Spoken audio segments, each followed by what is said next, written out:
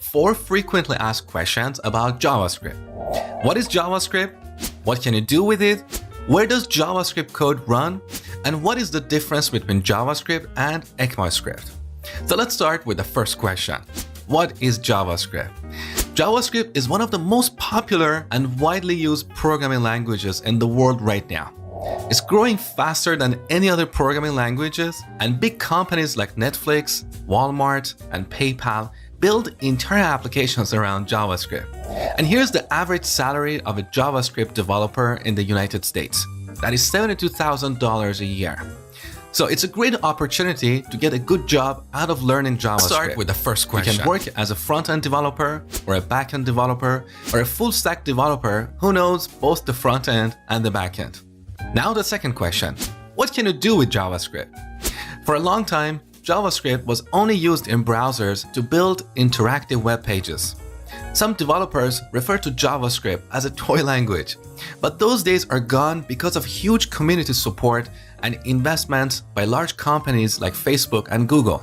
These days, you can build full-blown web or mobile apps, as well as real-time networking applications like chats and video streaming services, command line tools, or even games. Here's an example. The third question. Where does JavaScript code run?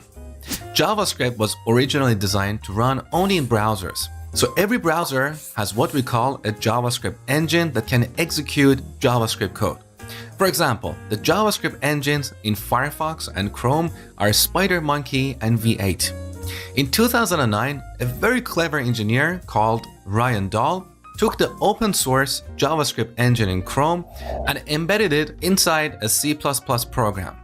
He called that program Node. So Node is a C++ program that includes Google's V8 JavaScript engine. Now with this, we can run JavaScript code outside of a browser. So we can pass our JavaScript code to Node for execution. And this means with JavaScript, we can build the backend for our web and mobile applications. So in a nutshell, JavaScript code can be run inside of a browser or in Node. Browsers and Node provide a runtime environment for our JavaScript code. And finally, the last question. What is the difference between JavaScript and ECMAScript? Well, ECMAScript is just a specification.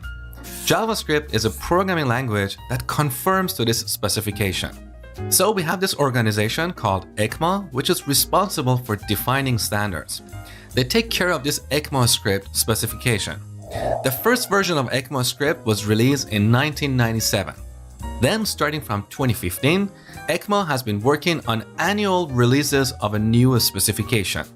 So in 2015, they released ECMAScript 2015, which is also called ECMAScript version 6 or ES6 for short. This specification defined many new features for JavaScript. Alright, enough theory, let's see JavaScript in action. So every browser has a JavaScript engine, and we can easily write JavaScript code here without any additional tools. Of course, this is not how we build real-world applications, but this is just for a quick demo.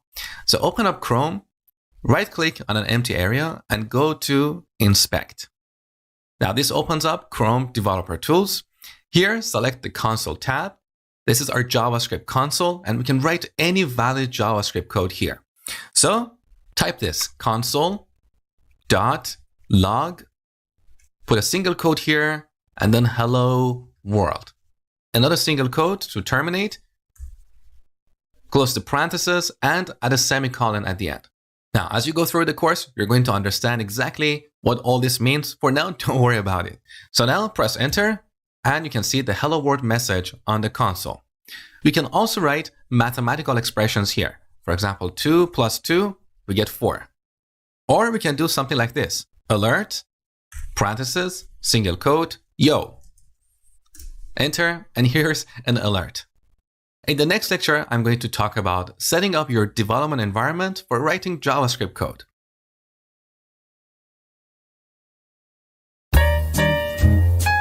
In order to write JavaScript code, you need a code editor. There are various code editors out there, including Visual Studio Code or VS Code, Sublime Text, Atom, and so on.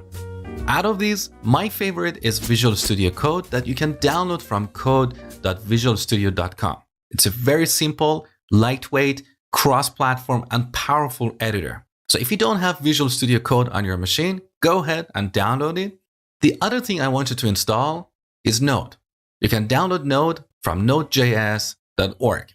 Now, technically, you don't necessarily need Node to execute JavaScript because, as I explained before, you can execute JavaScript code inside of a browser or in Node. Install third-party libraries. And also, later in this section, I'm going to show you a preview of Node. So, pause the video now and download Visual Studio Code as well as Node. Once you're done, come back, continue watching. All right, now I want you to create a new folder.